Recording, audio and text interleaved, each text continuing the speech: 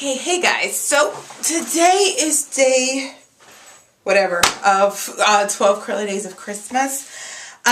So today I am coming to you with a sound bite, a thought piece.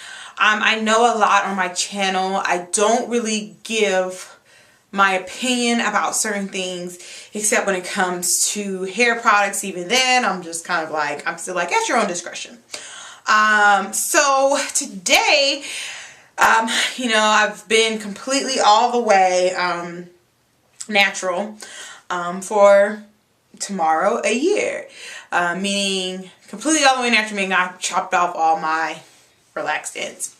So today, if I can somehow manage to fit it into 10 minutes, and I really hope I can, I'm just going to give you guys a video on some thoughts and opinions that I've had. This is definitely one. Comment sections will be open if you have any more questions or something you felt like I really need to talk about. I definitely will, because I know I'm just talking about stuff that I feel like people get asked a lot, or I've gotten asked a lot, and all that good stuff. So anyway, and I have my notes, so when I look off to the side, it's because I'm looking at my notes. So the first thing that I'm going to talk about, which is a really big biggie, is ingredients. As you guys notice, a lot of the product reviews that I've done, a lot of the products tend to be more pretty much organic or natural or pretty close to it. So what does that say about me and ingredients? I am somewhat an ingredient snob, and meaning, you know, there's certain things that I just prefer not to see in my hair products. Things like mineral oil, lanolin, paraffin liquidum, however it's pronounced. At one point, still I'm undecided, propylene glycol, certain parabens, DMD and Hydatin, things like that. I generally don't like to use in my hair, either because they're cheap or because just in the big terms of safety. A lot of times those ingredients, if a great place I go to look at for research about ingredients is safety-based, cosmetic safety-based, something like that. Some of these little ingredients that are in there will have like really high safety hazard ratings. Things like irritability, being carcinogenic, meaning it could cause heart problems, can cause sleeplessness, things like that. Now, I know that I am not a size 2, and I know the argument that many people could make is, well, you know, you're huge, so why the hell would you care? Well, you know what? I'm not trying to make a bad thing worse. And the fact that my father really emphasizes just holistic health is the reason why at least I try to avoid certain things. Now, that doesn't mean that I won't ever deviate from that. It doesn't mean that I won't ever, maybe every now and again, dabble in these products. But for the most part, I try to stay away from it. And one of the things that will annoy me is when I have certain things or certain products that, you know, may not have that many great ingredients in it, or they may have some great ingredients, but then they'll like have some bad stuff mixed in there, and then it's just like, why is it so high for this? Like, the one thing I love about VO5 is that I've used that conditioner before. I was in a pinch. I needed some conditioner real quick. I had just got out of the swimming pool. I needed to condition my hair, and it was so crazy because it's like 75 cents or $1 or something like that. And it has some good stuff in there, but I like it because I feel like they keep it honest and they keep it real. Like, seriously, our stuff is worth $1. And, you know, they're not bankrupt. They're not going out of whatever anytime too soon. I mean, they're VO5. Everybody knows a VO5. It's, you know, so that's why I like it, you know, when a company keeps it real. So that's my thoughts on ingredients. So, yeah, so that's ingredients. So that's how I really feel about ingredients. I do not care what you put in your hair. Unless it's for real about to make your hair fall out, or it's just, seriously, we don't have to do a million research. It dries your hair out. Stop using it. Yeah, that's when I kind of care. But for those who like to use other brands or other, you know, people, I have no problem with that. I really don't even care. But I just know for me and my hair, what I just try not to do. So the next thing is trimming. How do I feel about trimming? Okay. I am from that school of thought that, you know, you need to get your hair trimmed every other month.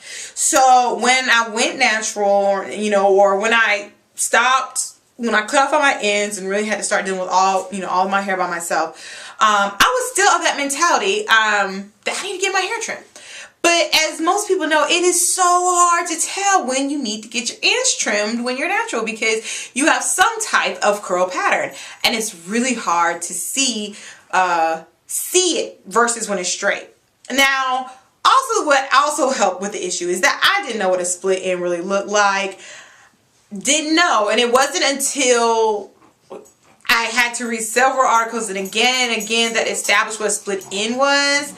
And then I finally saw one for my own self. Like, I took one single strand of my hair and saw a little tree branch. And I was like, that's a split end. It makes so much sense now. And as you guys know, I did a video. I actually got my hair trimmed. And with that experience, I really don't know how I felt about it. I felt like at this moment right now, maybe my hair is like 8.5 inches. And I started originally off with 3 or 4 inches. And technically, some faster or slower, 6 inches. So I kind of felt like when I got my hair trimmed, because I didn't really know what a split end was and things like that, you know, I feel like I may have wasted a good 1/2 inch to 1 inch. I feel like, you know, she did take a lot off in the end. But the issue is, you know, as I kept reading about why we trim our hair, and a lot of it has to do with appearance sake, not really the overall health of the hair or anything like that. A lot of it in the end turns out to be appearance and the telltale signs of if you've been taking care of your hair or not. You know, I feel personally now that I can confidently say that when it comes to trimming, that if you don't do much to damage your hair, you shouldn't have to really trim your hair.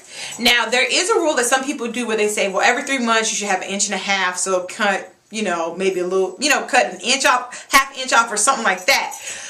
I don't know if I certainly subscribe to that philosophy, but I will say that I will do the every 3 months, but how I will probably do mine is this one blog, Natural Haven. She had this method where you plait your hair and where it starts to get smaller, like it's kind of, your hair kind of stay equal. And then as it starts getting smaller, that's the ends that have started to weather, kind of got some wear and tear. That's most likely where the split end is, and cut it. Now, I actually did an experiment one time when I was twisting my hair, and each one I did going around my hair, or as I was, you know, what do you call it?